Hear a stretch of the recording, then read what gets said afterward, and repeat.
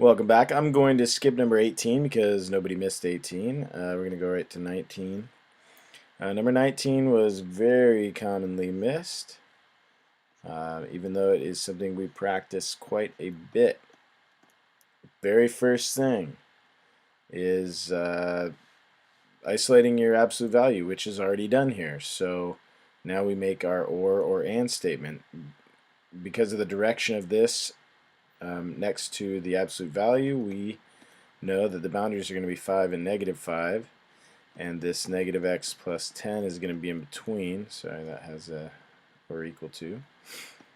We're going to subtract 10 from everything, so we're going to end up with negative 15 less than or equal to negative x less than or equal to negative 5. Because we have to divide everything by negative 1, I'm about to sneeze here.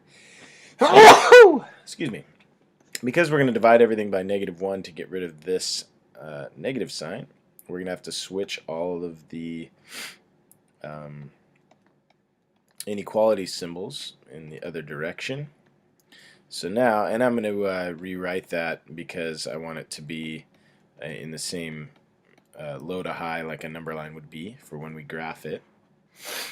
So then we have our 5, we have our 15, and we have a closed circle at 5, closed circle at 15, shading in between. Now that I look back at this, I realize we're not supposed to be graphing it. We're supposed to be writing it as the solution, write the solution as a union or intersection. Well, union is when they go out like this.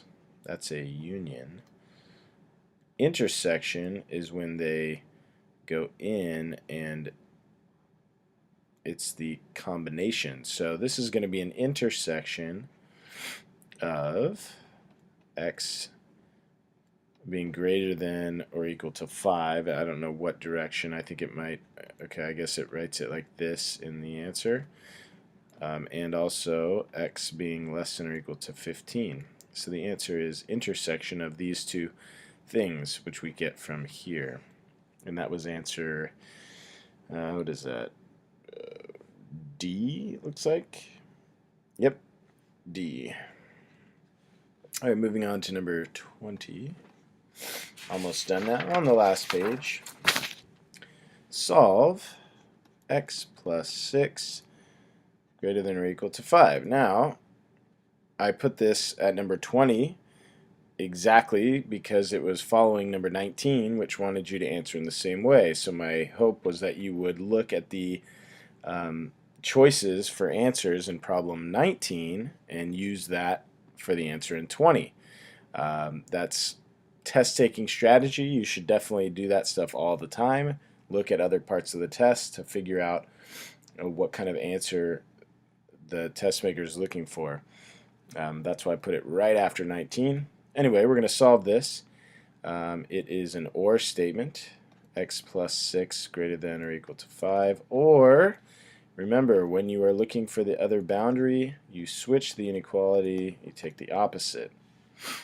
Solving by subtracting 6 from both sides. Okay, this is an OR statement that looks like this. We're not supposed to graph it, but I just want to show you the benefit of graphing it. We can see that, I guess that's a closed circle. We can see that it's going off in that direction. It's also going off in that direction. There's no intersection here, so this must be a union of x being greater than or equal to negative 1 and x being less than or equal to negative 11. And so this is how it should be answered. Just like that. Number 21. Taco stand sells tacos for $3.25 each. The stand's expenses for the day are $210. So we have to make $210 before we begin to make a profit. Everything up until that point is just covering expenses. How many tacos do they need to sell in a day in order to make a profit? Well, you could just do 210 divided by 3.25, and that'll get you that. We will do that eventually, but we could say 3.25 times the number of tacos has to be more than 210. Then we would divide by 3.25. So either way, we're going to end up dividing 210 by 3.25. So 325 goes into 2100. Not sure. Let's figure it out. 325. Let's try.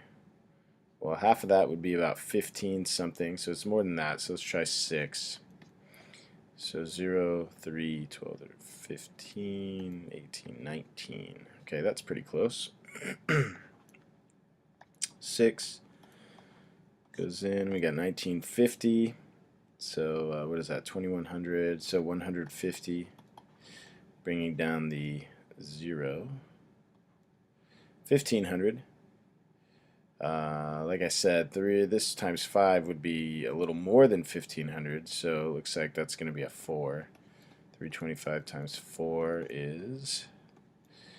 Oh, actually, I just multiply by 2 twice, so 650, 12, 1300, looks like. 8, 9, 10... Yeah, 1300. Alright, now... so that was for 4. Now we could keep going and figure out decimal, but we know it's wait a minute, did I mess that up? 313. Is it 65? Alright, hold on a moment. Oh no, that's right. Okay, sorry. So 325 is going to go in. There's going to be some digits here, but we don't really care. All we need to know is that it's more than 64 tacos. So we have to sell 65 tacos minimum to start making money. Everything after that's profit. And that's it. That's your answer. Number 22. Suppose you start with at least $52 in your savings account. How much money? So right now you have money is greater than or equal to $52 because you have at least that much. Write an inequality to describe how much money M you would have after W weeks if you deposit 27 a week. So the amount of money you have is going to be greater than or equal to, because remember, you might already have $100. All it says was at least 52. So you get $27 per week, plus what you already had, which was 52 bucks.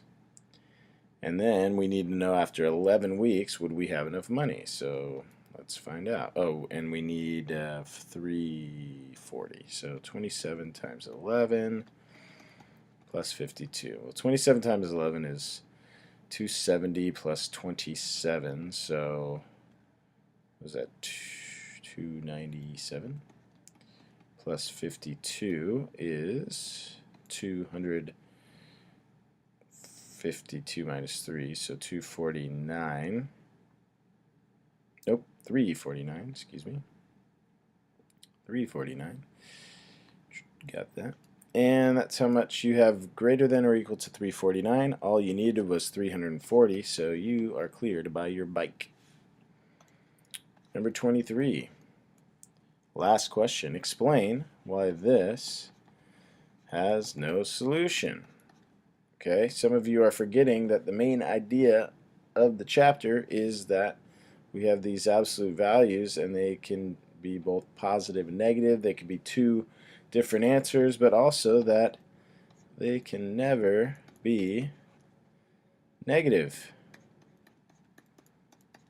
So this positive number can never equal a negative number. Not possible. No solution. It's that simple. Alright, that's it. Hopefully you gained some knowledge by watching these videos. Thanks for watching.